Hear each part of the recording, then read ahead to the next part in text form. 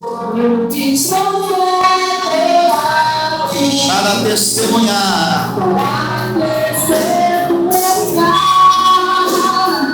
e posso dizer sou grato, Cristo, sou grato, Cristo, sou grato. Levante as mãos e diga: dia recebe. Nós recebemos um novo dia para te amar, para te adorar, para dizer aleluia. Começamos a semana, meu Deus, na tua presença, Pai. E a sua palavra diz que se a premissa for santa, toda massa será. Então comece a dizer aleluias. Dá graças a Deus pela tua saúde, meu irmão. Quantos hoje estão no hospital, respirando pela vida, suspirando por um milagre, e você está aqui com saúde, bem mais precioso. Então diga: Senhor, eu sou grato. Sentir a presença de Deus, ótimo. Mas para que algo mude na sua vida, ele precisa se manifestar. Então, muito mais que a presença, busque a manifestação. Amém ou não? Talvez o máximo que Jesus vai fazer é bater no teu ombro assim, falar: ô, acorda aí, dorme não. Não é verdade? Aí você fala: eu saí um pouquinho mais alegre da igreja. Não, ele quer fazer algo tremendo na nossa vida. Então fala para o teu irmão: fica ligado, meu irmão. Deus vai fazer algo maravilhoso hoje, amém? Glória a Deus. Mas vamos à palavra, que é o que é mais importante para que isso aconteça. O ingrediente principal é a palavra de Deus. Não existe milagre sem a palavra, né? Veja, por favor, João capítulo 6. Evangelho de Jesus Cristo, segundo escreveu João. No versículo 60, o Senhor fala a respeito da mudança do discurso de Jesus. Jesus, ele multiplicava pães, ele multiplicava peixes, ele fazia a água se transformar em vinho, fazia muitas maravilhas, muitos benefícios. Mas houve um momento em que Jesus mudou o discurso dele. Houve um momento que Jesus, ele mudou o discurso, de um discurso, né, que multiplicava, que beneficiava materialmente, para um discurso que levava para o céu. Assim é na vida cristã, irmão. Quando nós chegamos na igreja, nós somos como um bebezinho na fé. Mas chega uma hora que tem que haver a maturidade, um amadurecimento. Para quê? Porque Deus não quer que você se sinta confortável aqui na terra. O objetivo dele é levar você para o céu, amém? Levar você para o céu. E como que é a porta que conduz à salvação, irmãos? Ela é estreita ou ela é larga? A da salvação é estreita, caminho apertado. Isso nos mostra que vai requerer de nós renúncias. No plural, renúncias no caminho da vida. Então aqui Jesus mostra como que funciona. Você vem à igreja, você é recebido, né, com carinho, com amor, sara as feridas, entre outras coisas que Deus faz na nossa vida. Mas chega uma hora que ele vai falar: e aí, agora você vai se comprometer comigo? Né? É como se Jesus falasse: quando você vai batizar? Quando você vai buscar o Espírito Santo? Quando você vai ser cheio do Espírito Santo? Para quem tem chamado, ele vai dizer: quando é que você vai fazer a obra de Deus como obreiro, como pregador, como ministro de louvor, né? Tem gente que tem uma voz: ô pastor fulano canta que é uma beleza. Aí a pessoa: não canto não. Quer dizer, Deus deu um dom, um talento, um chamado. Pastor fulano toca que é uma beleza. Deus deu um dom, um talento, um chamado. E quando é que isso vai ser empregado no reino de Deus? Né? Tem casos que a pessoa passou a vida toda, né, com aquele dom, com aquele talento, mas nunca empregou na obra. Então aqui Jesus mudou o discurso, e como que foi a reação de muitos? Muitos então não mais seguiam a Jesus, quer dizer, muitos abandonaram Jesus. Quando o discurso se tornou mais sério, quando o discurso se tornou um discurso de renúncia, de entrega, muitos abandonaram. Veja só, muitos, pois, dos seus discípulos, ouvindo isto, disseram. Só um detalhe para não confundir aqui. Jesus tinha apóstolos. Quantos apóstolos ele tinha? 12, né? Essa é uma pegadinha. Você chega para alguém e fala assim: quantos discípulos Jesus tinha? Aí 12. Ah, não, tinha vários, né? Ele tinha 12 o quê? Apóstolos, não é? Claro que os apóstolos também eram discípulos, mas muitos discípulos, então não eram só os apóstolos, também muitos que seguiam a Jesus, né? Diz aqui, volta lá no 60, no versículo, na primeira parte. Muitos, pois, dos seus discípulos, ouvindo isto, disseram: duro é esse discurso. Então, irmãos, saiba disso, vai chegar um momento em que Jesus vai nos dar uma palavra dura. Eu lembro até hoje, quando eu comecei no Evangelho, meu pastor falava sempre assim: é palavra dura, mas é palavra de salvação. Repita comigo: é palavra dura, mas é palavra de salvação. Claro, o pregador ele não pode usar disso para promover um espancamento espiritual, não é verdade? Aí eu vou começar só a palavra de exortação. Mas é claro que haverá um momento.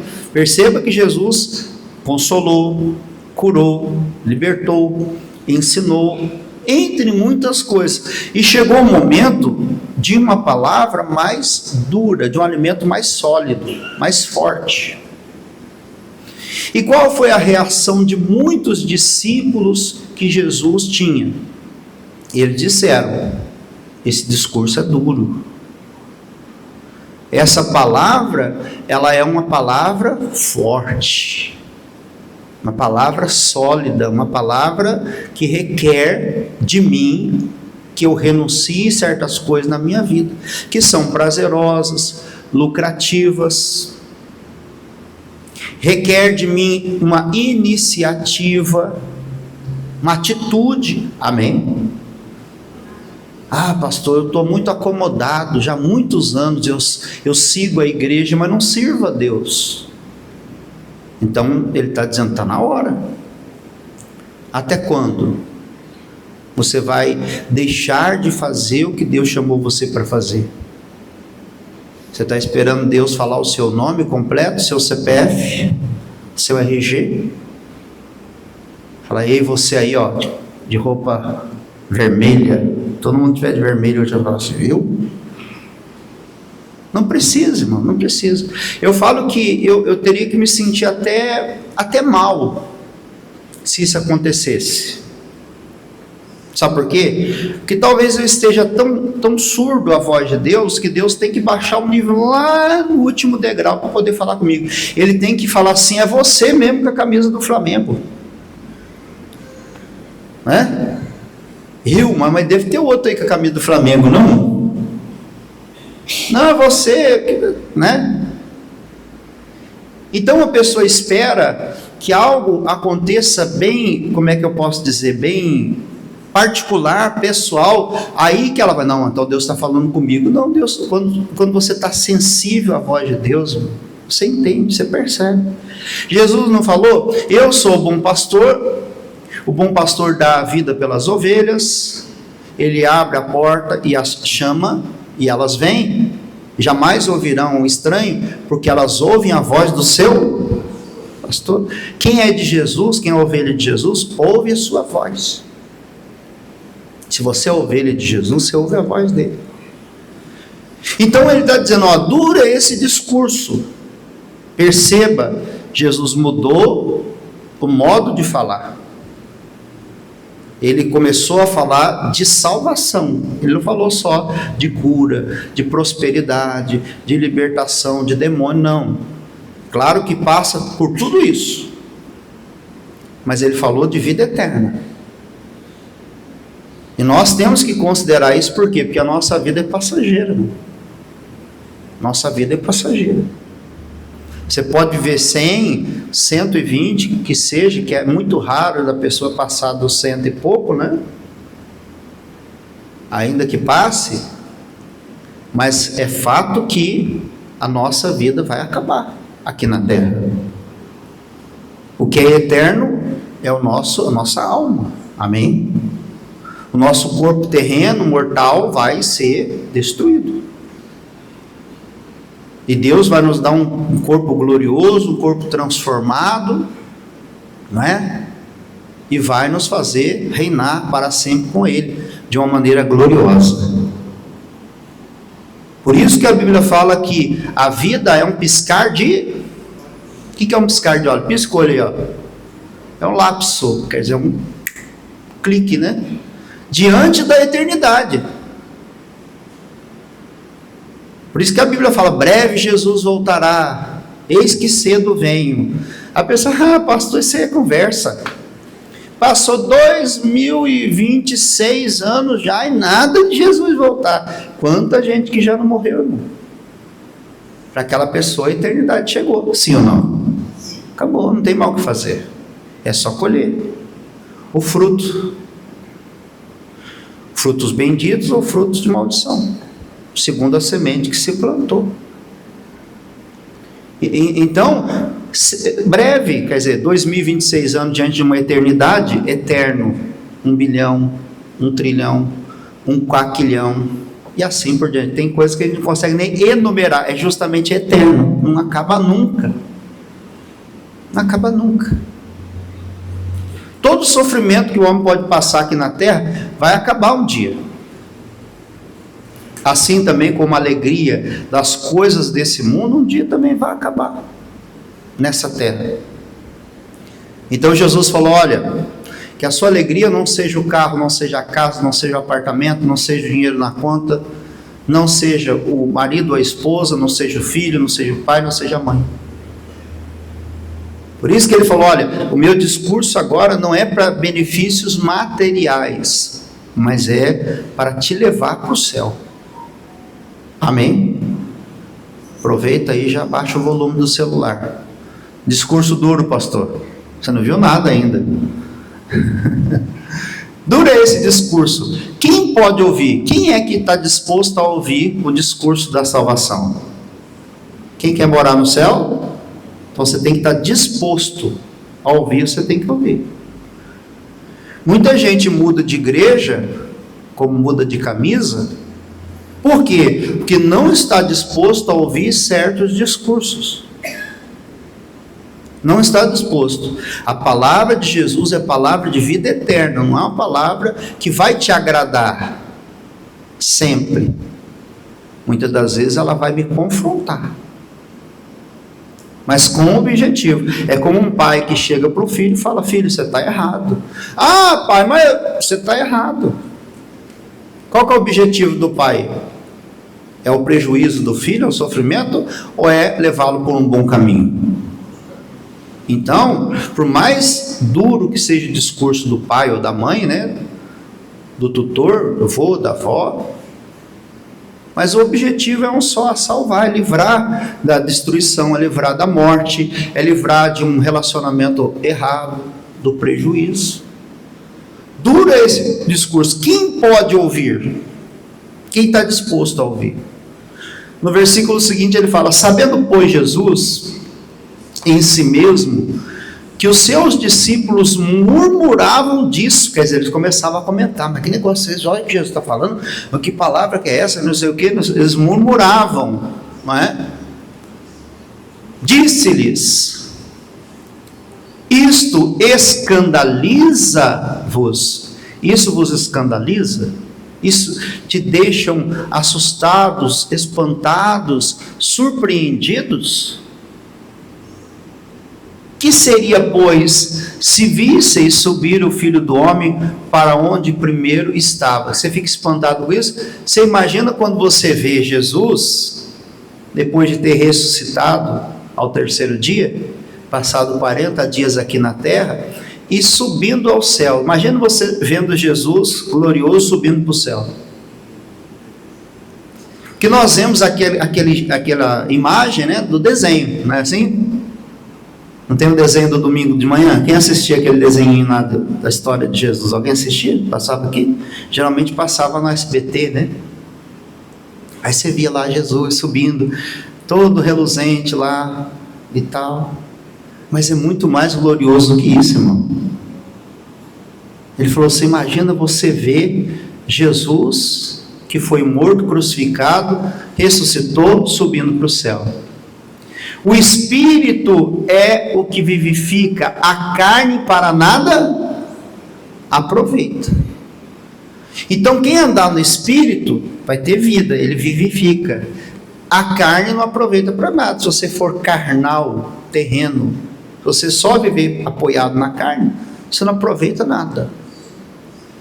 Mas as palavras que vos digo são Espírito e a palavra de Deus, a palavra de Jesus é Espírito e vida. Que mais?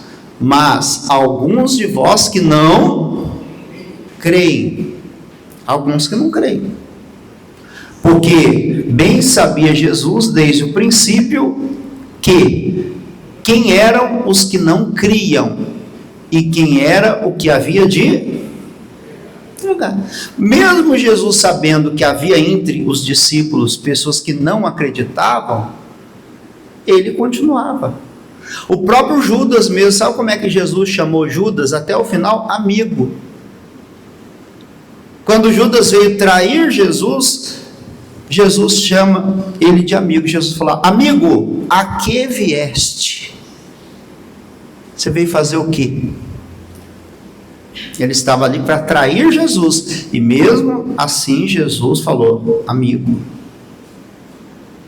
Então, mesmo sabendo que haviam pessoas que não criam nele, ele, né, os tratou de uma forma correta. Agora, versículo seguinte: e dizia: por isso eu vos digo que ninguém pode vir a mim, se por meu Pai não for concedido. E desde então muitos dos seus discípulos tornaram para... Por que tornaram para trás? Porque o discurso mudou. Não era mais: ué, cadê o pão? Hoje não tem pão não. Cadê o peixe? Ué, hoje não vai dar peixe não? Hoje não vai ter nada assim para receber materialmente, né? E já não andavam com ele. Versículo seguinte: então disse Jesus aos 12. Então Jesus chega para os discípulos, os apóstolos, perdão, e também diz: quereis vós também vos retirar? Jesus chega para os mais próximos dele e pergunta: se vocês também vão me abandonar? Né? Vocês vão deixar o ministério, deixar a obra? E eles respondem a parte central da mensagem, a parte chave da mensagem. Versículo seguinte: respondeu-lhes, pois, Simão Pedro, né? O Pedro respondeu dizendo assim: Senhor, para quem iremos? Ou para onde nós iremos? Para quem nós iremos? Onde é que nós vamos? Tu tens as palavras de vida? Então aqui Simão Pedro entendeu que as palavras de Jesus, muito além de fazer maravilhas, milagres que faz, ela faz com que a vida eterna chegue àquela pessoa. Ah, pastor, por que alguns não são curados? Por que alguns não prosperam? Por que alguns não são vitoriosos em algumas áreas ainda. É porque a pessoa não entendeu que o objetivo de Deus não é te fazer rico, não é te fazer uma pessoa saudável apenas, mas acima de tudo é levar você para o céu. Fala para o teu irmão assim: Deus quer levar você para o céu, irmão. Amém? Amém ou não? Deus quer levar você para o céu. Então, a pessoa, ela tem que entender: não, Deus já garantiu a minha salvação. Se eu morrer agora, eu vou para o céu. Não é? Se Jesus voltar agora, eu vou dizer amém. Eu vou subir ao céu. Um corpo glorificado, transformado. E se ele demorar um pouco mais? Aí sim. Ele vai prover aqui tudo que eu preciso, amém? Tudo que eu preciso. Prosperidade, né? Saúde, paz familiar. E as demais coisas serão acrescentadas. Buscai primeiro o reino de Deus, a sua justiça. Todas estas coisas demais serão. Muita gente busca só o acréscimo. Um dia uma senhora falou: pastor, ora por mim, para Deus me abençoar. Eu falei assim: não, mas a palavra diz, senta aí a palavra. Não, que palavra? Não quero palavra não. Se o senhor não quiser orar, eu vou na macumba. Eu falei: então pode ir. Não vamos perder o nosso tempo, nem o meu, nem da senhora, porque eu quero te ensinar a palavra de vida eterna, que vai fazer você permanecer abençoado. Digamos que Deus te abençoe agora. Aí você não recebe a palavra de vida, você não recebe Deus. Primeira esquina da vida, o diabo te toma, te dá uma surra e toma o que é seu. E você fica 7 vezes pior. Você topa esse acordo? De momentaneamente receber uma coisinha ali, uma coisinha aqui, daqui a pouco o diabo vem, você não tem a palavra, você não tem armas, toma uma surra e fica pior do que você estava. Então aqui ele fala: só o Senhor tem a palavra de quê? Qual que é a palavra de Jesus? De vida eterna. Então Simão Pedro, né, ele sacou, né, vamos dizer assim, ele entendeu o que Jesus estava fazendo. O Pedro falou assim: Jesus, eu entendi. Essas palavras que o Senhor está usando não são palavras da terra, são palavras que levam para a vida do céu. Para onde que nós vamos? Está difícil, mas nós vamos para onde? Se com Jesus está difícil, trabalhoso, e sem Jesus? Tem até uma canção, acho que é da Rosa Nascimento, não sei. Sem Jesus não dá, você não vai conseguir, não adianta nem tentar, né? Não dá. Mas com Ele, você tem a garantia de quê? De vida eterna, e caminhando com Ele, as vitórias virão, de glória em glória, de fé em fé, você vai avançando, amém? Eu não quero fazer um discurso derrotista, falar assim: não, olha, é errado você pedir a cura, é errado você pedir. Não, não é errado não, irmão. Mas olha o que a palavra diz no versículo 27. João 6, 26. João 6, 26. João 6, 26. Jesus respondeu-lhes e disse: na verdade vos digo, que me buscais, não pelos sinais que vistes, mas porque comeste o pão e vos saciaste. Jesus está falando aqui para essas pessoas em específico: olha, vocês estão me buscando pelo pão, pelo alimento natural, por um bem material só. Ele deixa bem claro: não pelos sinais que viste, mas porque comeste o pão e vos saciaste. Não busca só por isso não, irmão. E também, mas principalmente, olha o que ele fala no 27: trabalhai não pela comida que perece. Trabalhe, tem lá o seu emprego, o seu trabalho, sua atividade rentável, mas ele diz, trabalhai não pela comida que perece, não é só por isso não, hein? É muito comum você ver, não pastor, não estou orando, estou buscando, estou indo na igreja, porque eu estou trabalhando, estou estudando, estou me aperfeiçoando, amém, mas não pode ser o foco principal, o objetivo principal. A palavra de Deus, as coisas de Deus não pode ser secundário. Não, se sobrar tempo eu vou, se sobrar eu faço. Não, é buscar primeiro, amém? E o resto ele acrescenta, irmão. Então tem muita gente sofrendo, por quê? Porque está priorizando a comida que perece. Trabalhar não pela comida que perece, mas pela comida que permanece para onde? Você percebeu de novo ele direcionando a gente para a vida eterna? Ele falou, trabalhe para a comida que permanece para, que vai te levar para o céu. Outro detalhe para a gente terminar, Lucas 10, 17. Lucas, eu já dei essa mensagem ano passado, se não me engano, de Lucas. Eu quero lembrar com vocês e atualizar quem não ouviu. Lucas 10, 17. E o título que eu dei nessa mensagem é A Vossa Maior Alegria. Qual que é a nossa maior alegria? Maior, não que não tenhamos que ter outras alegrias. Pastor, eu consegui comprar um carro do meu sonho. É uma alegria, Deus seja louvado. Pastor, eu consegui a promoção no trabalho. Deus seja louvado. Pastor, eu encontrei o homem e a mulher da minha vida. Deus seja louvado. E tantas outras coisas que é uma realização. Né? Às vezes para muitos não é nada. Para a pessoa é uma coisa importante. Pastor, eu consegui achar um prego que eu queria achar há muito tempo e achei. Um prego para mim é importante, então, amém, Deus seja louvado. Deus seja louvado nas pequenas e nas grandes realizações, amém? Mas aqui o Senhor fala da nossa maior.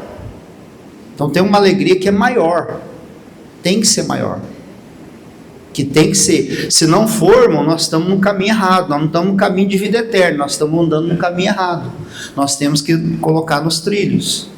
Olha só, e voltaram 70 com alegria, dizendo, Senhor, pelo teu nome, até os demônios se nos sujeitam. Então eles voltaram, foram comissionados, enviados por Jesus para fazer a obra, né? Falaram, vamos lá, em Vitória, na Grande Vitória, vão por todo canto espalhando o evangelho do reino, vão lá, curem os enfermos, expulsem os demônios, pregam o evangelho. Aí eles foram implementando a igreja de Jesus, né?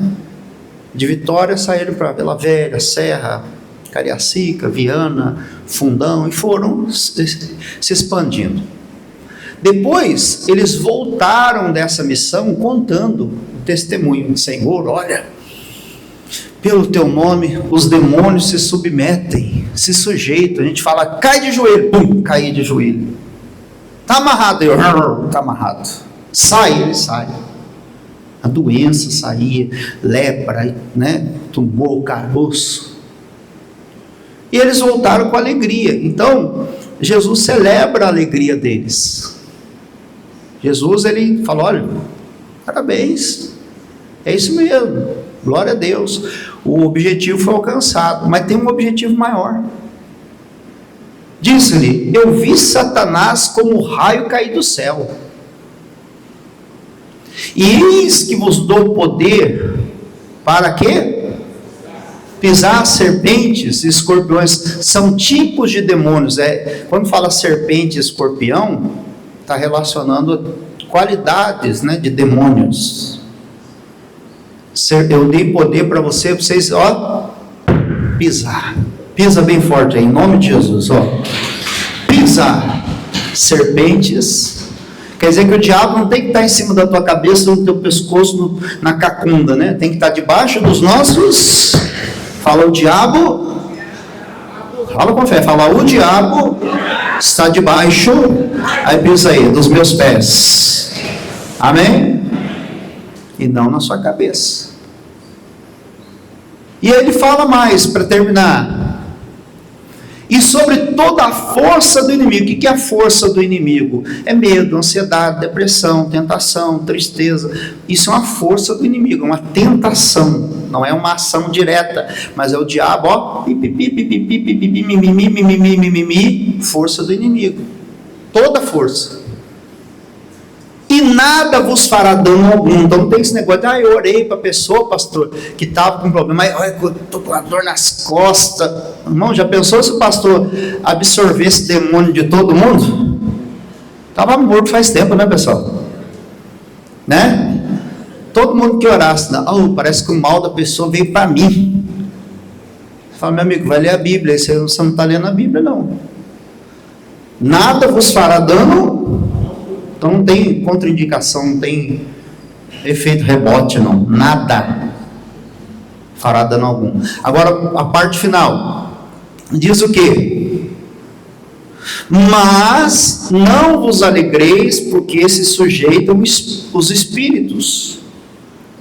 Alegrai-vos antes, ou seja, ou melhor traduzido, né? A vossa maior alegria, por estarem os vossos nomes escritos aonde? No céu. Esses dias eu achei bonito, irmão. Uma pessoa escreveu assim: se eu dei para o meu filho PlayStation, bicicleta, se eu dei para ele uma roupa boa, um celular de última geração, não sei o que, mas eu não dei Jesus, eu fracassei como pai. Entenda isso. Eu dei tudo que meu filho queria, tudo que o dinheiro possa comprar, mas eu não dei Jesus. Eu fracassei, eu estou fracassando. Dá tempo ainda, dá ou não dá? Pastor, meu filho já tem 70 anos, não importa. Ele pode ser salvo no último minuto, ó. Morreu, aceitou Jesus, está salvo. Você venceu. Ainda dá tempo. Então ele diz: não se alegre porque o demônio se submeteu, não se alegre porque a doença saiu, não se alegre porque você não seja a maior alegria. Entende o que eu estou dizendo? A maior. Dentre muitas alegrias que nós devemos ter e podemos ter, a nossa maior é ter o nome no livro da vida. Eu, quando faço o batismo, eu faço questão de orar e dizer: Senhor, escreve o nome de fulano de tal. Por isso que eu pergunto, a pessoa fala: pastor, fala umas perguntas, parece que, pastor, o senhor está batendo bem da cabeça? Eu falo: qual é o seu nome completo? Márcio José Gonçalves. Por que isso? Para que a pessoa cite diante de Jesus o nome dela. Amém? Você tem certeza? Tenho. Aceito. Confirmo. Senhor, escreve um nome no livro da vida. Essa tem que ser a sua maior alegria. A minha maior alegria é o nome no céu. Se o seu nome está escrito lá, meu irmão, você tem a maior alegria. Porque é isso que Jesus quer. Lembra que nós vimos no início?